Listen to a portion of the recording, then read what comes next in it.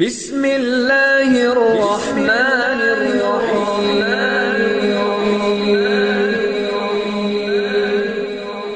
بسم اللہ الرحمن الرحیم۔ السلام علیکم۔ سب سے پہلے میری آپ سے ایک چھوٹی سی گزارش ہے کہ اگر آپ میرے چینل پر نیو ہیں تو میرے چینل کو سبسکرائب کر دیجئے۔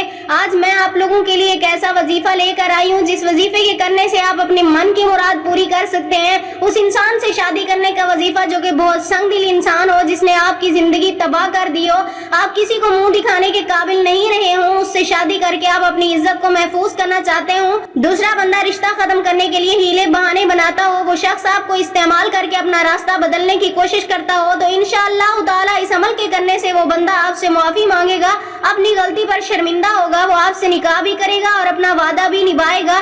یہ عمل صرف اتنا سا ہے کہ اللہ کے اسماء الحسنی میں سے اللہ کے اس نام یا احدو کو ہر نماز کے بعد 1000 دفعہ آپ نے پڑھنا ہے۔